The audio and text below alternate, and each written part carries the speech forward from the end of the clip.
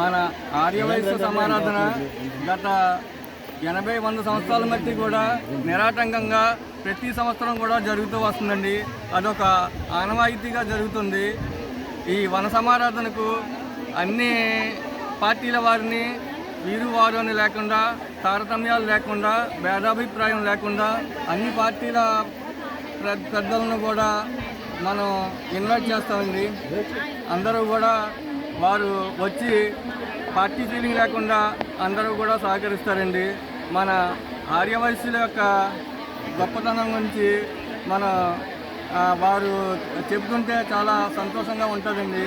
అలాగే మన ఆర్యవైశ్యుల గురించి మొన్న శాసనసభలో మన ముఖ్యమంత్రి చంద్రబాబు నాయుడు గారు, కూటమి ప్రభుత్వం యొక్క ముఖ్యమంత్రి చంద్రబాబు నాయుడు గారు, మన పవన్ కళ్యాణ్ గారు కూడా మన ఆర్యవైశ్యుల గురించి చాలా గొప్పగా చెప్పారండి. అమరజీవి పొట్టి శ్రీరాములు యొక్క వర్ధంతిని మన ఆత్మార్పణ దినోత్సవాన్ని ఒక ఉత్సవంగా జరుపుతామని చెప్పి మన ముఖ్యమంత్రి గారు, పవన్ కళ్యాణ్ గారు కూడా చాలా శాసనసభలో చెప్పారండి. కానీ మాదొక విన్నపం అండి. దానికి మేము ఆర్యవైశ్యులందరం కూడా చాలా సంతోషించామండి. అయితే ఆత్మార్పణ దినోత్సవాన్ని ఒక పబ్లిక్ హాలిడేగా సెలవు దినంగా ప్రకటించాలని మేము కోరుకుంటున్నామండి.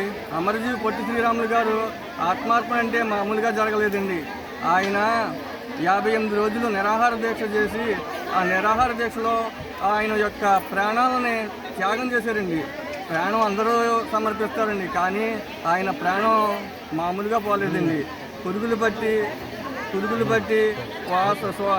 దుర్గంధంతో ఒక్క కుళ్ళిపోయిన శరీరంతో అర్పిస్తే మనకి రాష్ట్రావతరణ జరిగిందండి. కానీ దీనికి ఇప్పటిదాకా కూడా ఏ ప్రభుత్వం కూడా గుర్తించలేదండి. మన దేశానికి స్వాతంత్రం తెచ్చిన ప్రముఖుల్లో గాంధీ మహాత్మునికి ఒక గుర్తింపు వచ్చిందండి. కానీ భాషా ప్రయుక్త రాష్ట్రంగా అవతరించిన మన రాష్ట్రానికి మాత్రం ఒక గుర్తింపు రాలేదండి.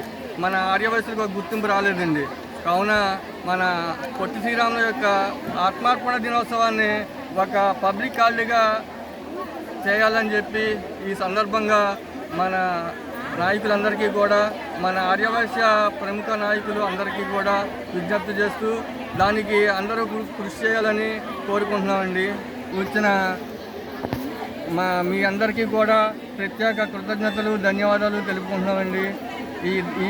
దీనికి ఈ వన సమారాధనకు వచ్చిన అన్ని పార్టీల ప్రముఖులకు కూడా మేము కృతజ్ఞతలు తెలుపుకుంటున్నామండి.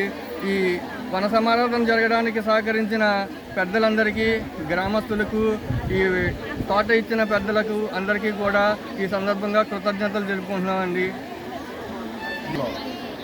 ఎంతోమంది వైశ్య సోదరుని, మరి అలాగే ఈ రోజున ఎంతోమంది పుర ప్రముఖులను ఈ రకంగా ఈ తోటలో భోజనాల కార్యక్రమం అనేది చివరి నుంచి మన పెద్దలు పెట్టింది.